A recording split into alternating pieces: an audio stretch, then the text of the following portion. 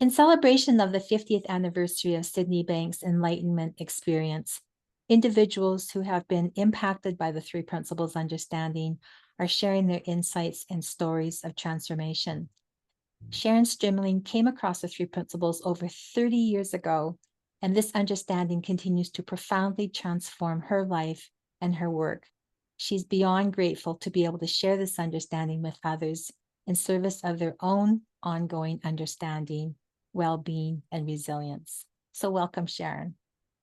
Thank you so much, Marlene. So could you briefly share what your life looked like before you had your first insight into the three principles? Yeah. Well, it was challenging. I was very, very hard worker on myself. I was struggling with complex PTSD, depression, and anxiety. I had a nice life despite that. I had a rich life, but I was very hard at work to resolve those issues with, I guess, with an idea that a meaningful life lay on the other side of resolving those. So I was very committed. I was doing about 4 hours, sometimes 4 to 4.5 hours a week of different kinds of therapies. When I was out walking, I was working on myself. And I had noticed that I was starting to, when I'd be with other people, I would still be working on myself. And I was finding it hard to be present with them at times. And it was all very well-meaning. Like, when I get through this, I will then be able to connect with people and do life right. But it was always just out of reach. And my process was one of digging deeper and deeper into the past to get there. So it was, there was a lot of beauty in my life and connection, but it was dominated by that effort, I would say. Yeah. So what was your insight? The first insight that really landed, that I felt all the way through, was one of being supported by life, being a part, actually being the intelligence of life. That hit me like the most liberating news. It was probably the most liberating news I had ever discovered. And it looked like I don't have to work so hard, that in moments of, in quiet moments and in moments of feeling supported by life, or just kind of stopping the work, that there was an evolution that was inevitable, that was happening, and that was supportive. Mm. So how has your life changed and your practice changed since gaining a new understanding based on the three principles? Well, I'll answer for the life first, practice second. Life changed radically.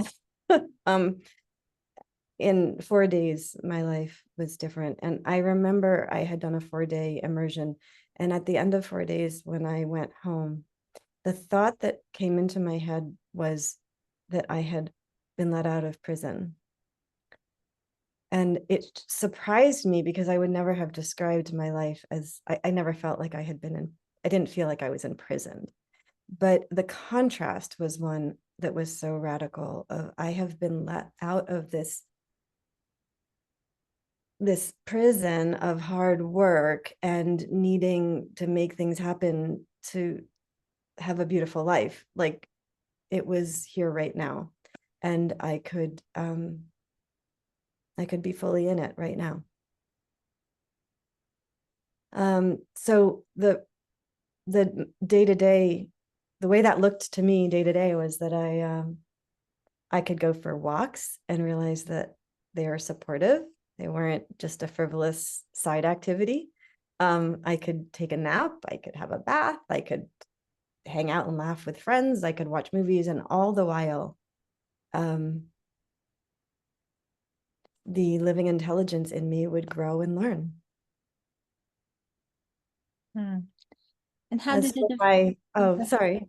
So, and as for my work, Yeah. at the time I wasn't, at the time I was a massage therapist. So there's a bit of a coaching aspect there, but I was not a coach the way I am today.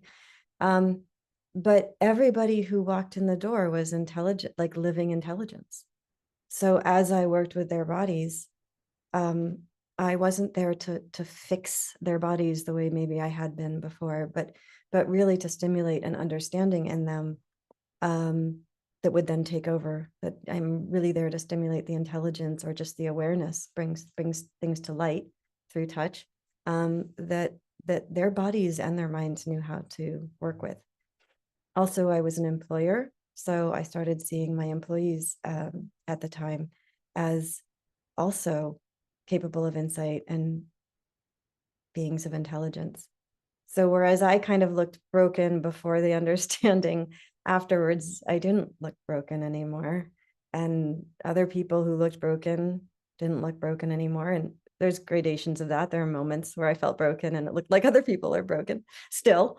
But the balance shifted. The balance shifted. So there was a lot less for me to do and more for me to just enjoy. Nice. Mm. How do you see this understanding changing the field of mental health and our understanding of the human spirit? Mm. I'll start with the mental health piece, and make sure I get to the human spirit. um, what I didn't mention, because I was speaking of the primary insight, which really is called mind, but Sydney Banks called mind, the primary insight of that living intelligence. But the other thing that shifted was that for the first time ever, I saw that I was not my thoughts, and that I had moods and thoughts came and went, and they had varying degrees of truth in them, that my identity didn't rest on them, that I wasn't good or bad for having them, and that I didn't have to believe all of them. And that thought was harmless, that I could have the craziest thoughts, which I still do.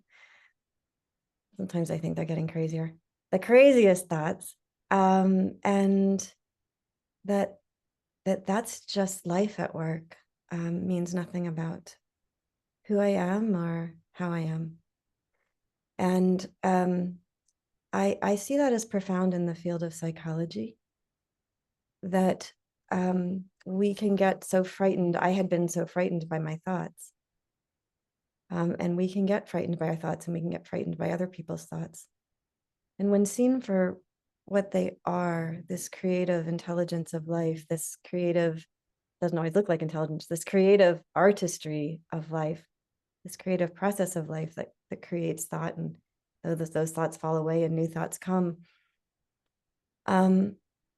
we can see past our thoughts. I can see past my thoughts, and we can see past our thoughts of patients or clients, to the intelligence that has the capacity to be aware of thought, to the wholeness of the being. And that's where I could go into the human spirit, to the magnificence of the human spirit, that through which this magical creativity travels and moves on, and that doesn't harm us. I think the implications of that for psychology are profound. And it you know, an often quoted quote of Sydney Banks, goes something like, if the only thing that we learned was not to be afraid of our experience, that would change the world. That alone would change the world. And that has changed my world, and it changes the world of the people that I talk with as well. if we can experience euphoric, grief-stricken, frightened, and just know that that is all held, metabolized, experienced, and moved through by the intelligence that we are, then okay, all those things can come and move through, and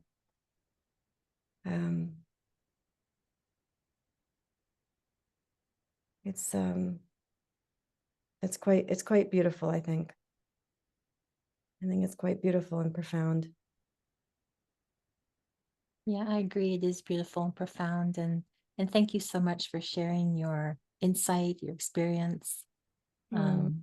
your perspective on this understanding. Well, thank you so much. I appreciate the conversation.